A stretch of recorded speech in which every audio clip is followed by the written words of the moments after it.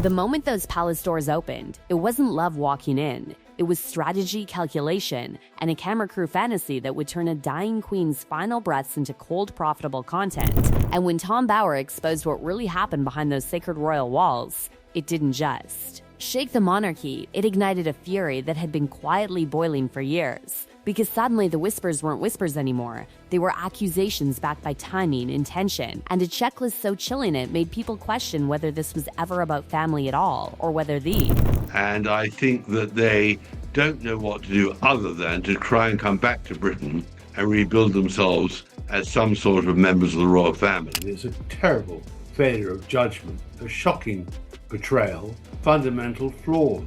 And completely unforeseen, but the right thing to do. I mean, the point was that we'd always criticised Charles for being hesitant and backing away from controversy. Well, absolutely. This is a real crisis for the monarchy.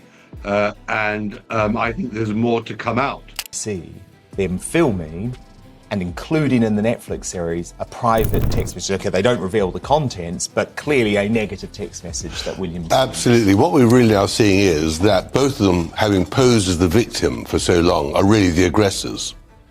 And what I really thought at the end of it as well was this, which I think is a very, very pertinent point. Complete catastrophe.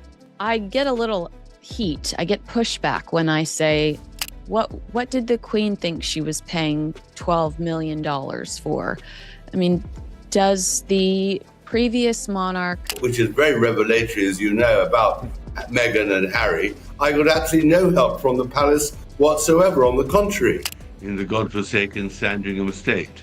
Believe me, it's really depressing there, and it doesn't stop raining at the moment. And what it showed was that she wasn't going to make any concessions to the class and the sort of people which she was going to marry into.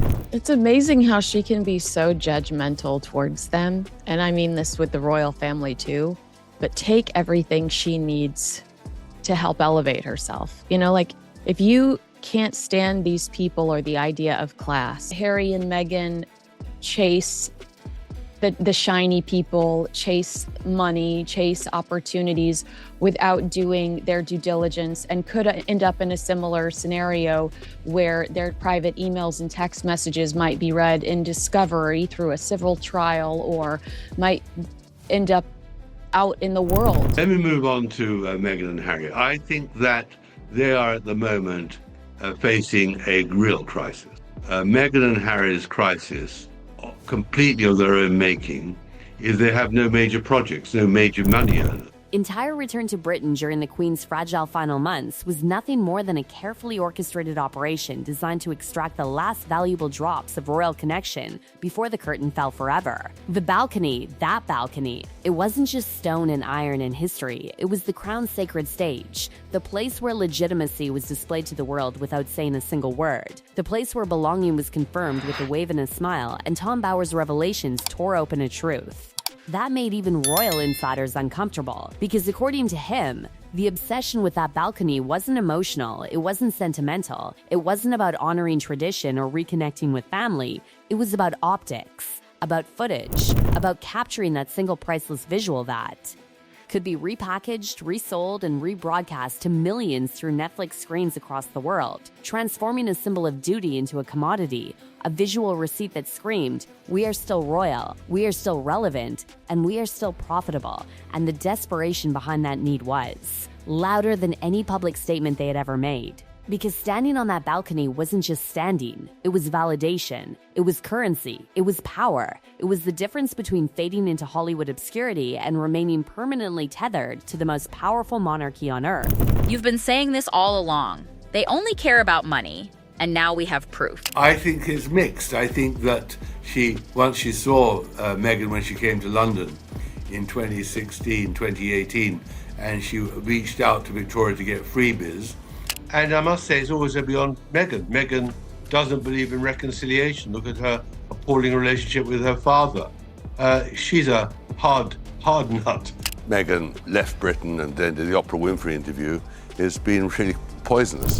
And insiders began whispering that the return to Britain wasn't spontaneous, it wasn't emotional, it wasn't even necessary, it was strategic timing. Because the Queen was weak, the monarchy was vulnerable, and vulnerability creates opportunity, and opportunity, for those who understand the value of perception, is something you never waste. Especially when your financial empire depends on maintaining the illusion that you still belong to the institution you publicly walked away from. The crowds were massive, tens of thousands screaming, cheering, waving flags, celebrating continuity, believing in stability, believing in tradition. But behind the palace walls, another narrative was unfolding, one that Tom Bower described with unsettling clarity. Because according to his investigation, there was a literal checklist, not an emotional visit, not a spontaneous family reunion, but a calculated inventory of moments that could be captured, packaged, and monetized. And sitting right at the top of that list was the balcony shot, the ultimate proof of royal connection, the ultimate insurance policy against fading irrelevance. And the thought that this historic symbol of unity could be reduced to just another piece of content sent shockwaves through royal loyalists who had always believed that some lines, no matter how desperate the situation became,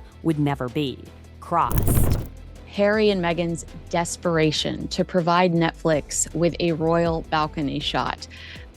Can you walk me through that? Because it's just so dirty. It's so filthy when you think about their objectives in going back and having that moment with the British royal family, where I think that they might have been booed during that trip. Correct me if I'm wrong, but they literally just go back so they can film things with Netflix, and they've got a checklist of what they want. And they're just using this family to build their own profile. And it makes me sick.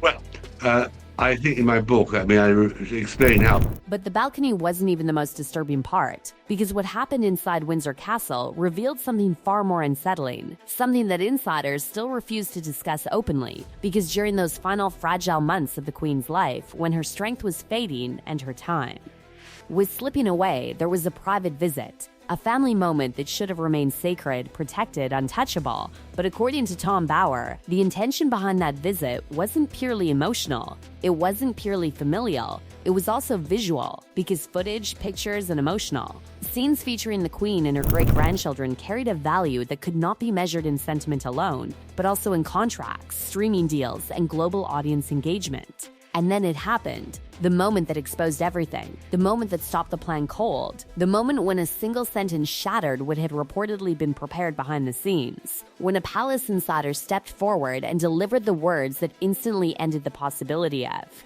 turning that private encounter into public content. No cameras, no pictures. And those 5 words didn't just block footage. They exposed intent. Because you don't block cameras unless cameras were expected.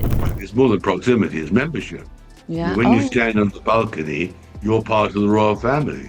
You're part of the target of tens of thousands of people in the Mall down to Buckingham Palace, cheering and attesting to their support for the monarchy. So to be on the balcony with the King and Queen and William and Kate would have been absolutely invaluable to Meghan and Harry. Of course, that was denied to them, and now they needed even more. And you don't expect cameras unless someone planned to use them, and suddenly, narrative shifted from family reunion to attempted documentation, from emotional connection to controlled capture, from love to leverage. And that was the moment everything changed, because the palace wasn't naive. They weren't blind. They understood timing. They understood contracts. They understood the immense commercial value of those images, and they acted decisively, shutting down any possibility that the Queen's final. Vulnerable moments could be transformed into global entertainment, and the denial of that footage didn't just block a camera, it blocked access to one of the most valuable emotional narratives imaginable. And without that footage, without that balcony appearance, without that visible proof of royal inclusion, the carefully constructed bridge between Hollywood celebrity and royal legitimacy began to collapse under its own weight. But she has been a huge curse on the British royal family and on Britain now even more.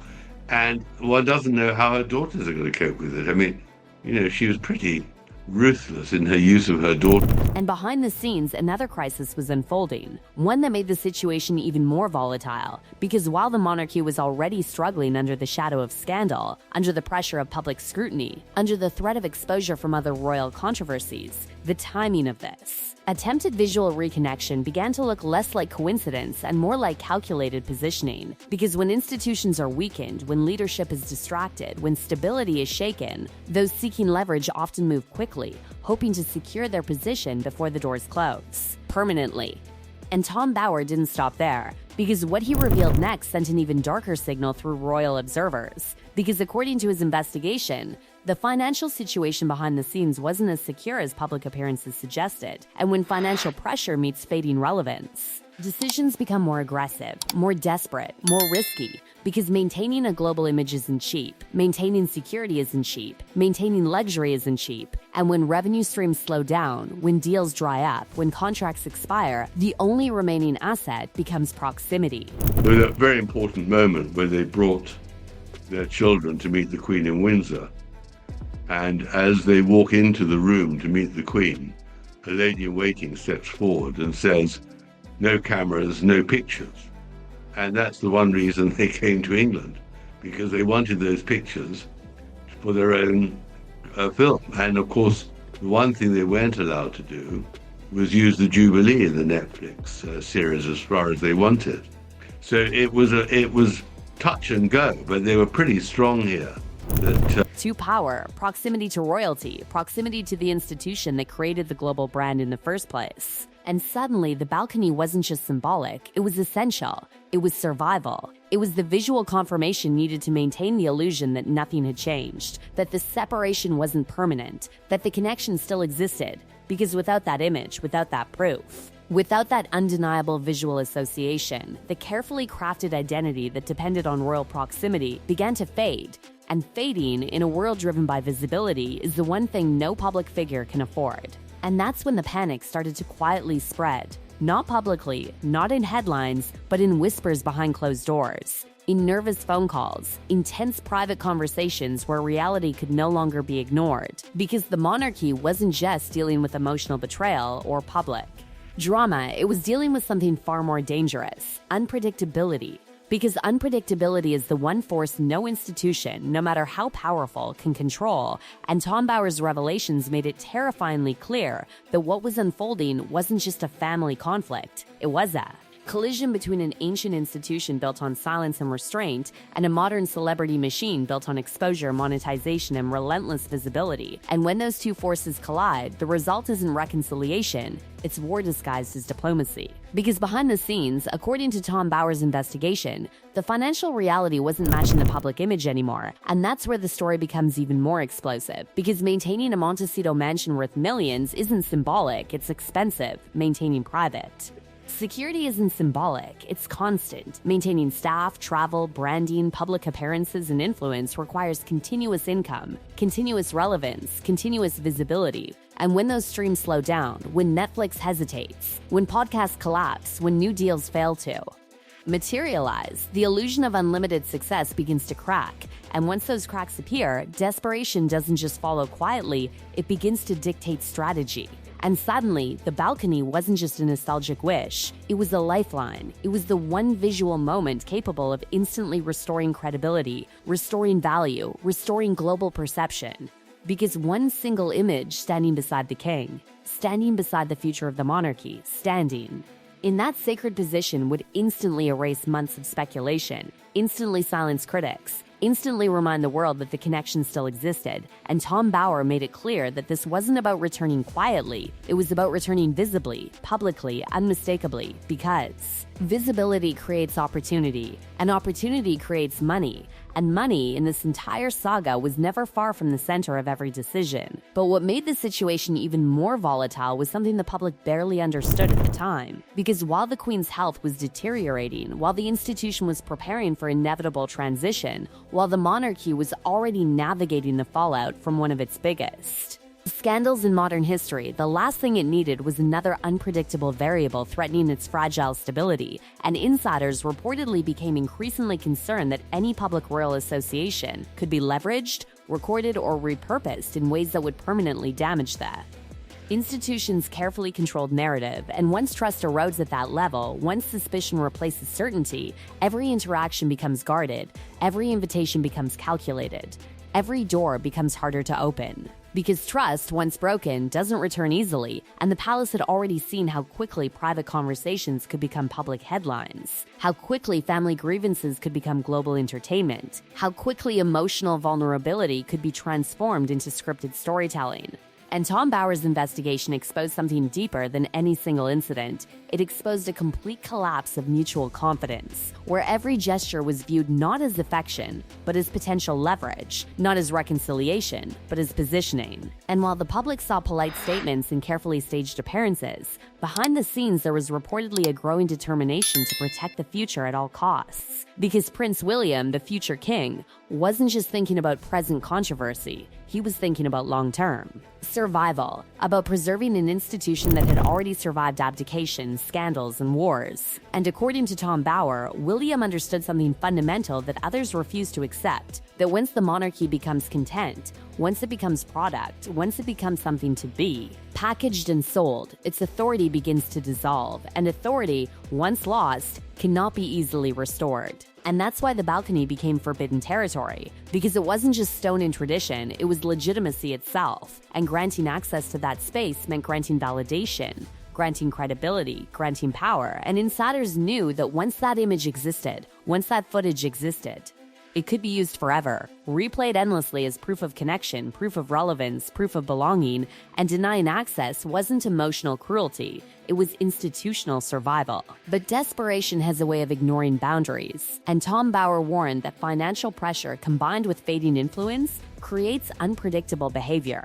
Because when identity itself is tied to status, when global recognition depends on maintaining royal association, losing that connection isn't just inconvenient, it's existential. And that's when people begin to take risks they would never normally consider. Risks designed to restore visibility, restore relevance, restore control over a narrative that had begun slipping away. Because without the balcony, without the queen, without visible royal proximity, the brand that had once dominated global attention began facing its greatest threat. Irrelevance, and irrelevance in the celebrity world is a slow, silent disappearance, not marked by dramatic collapse, but by gradual fading, fewer headlines, fewer invitations, fewer deals, fewer opportunities, until eventually the world moves on entirely.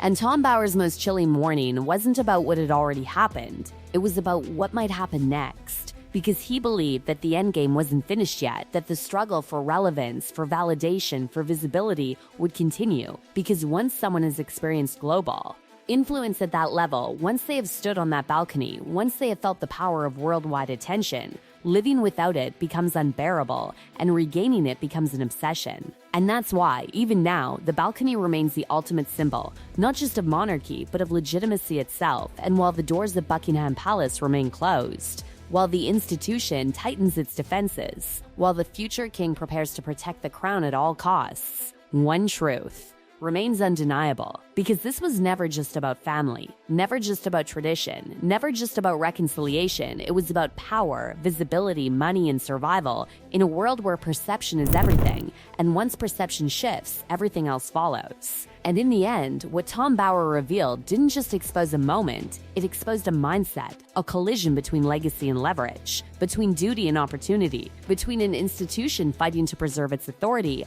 and individuals fighting to preserve their relevance. And as the monarchy moves forward without looking back, one question continues to haunt everything. Not whether the balcony will ever be shared again, but whether the damage done in pursuit of that single image has already changed the monarchy forever.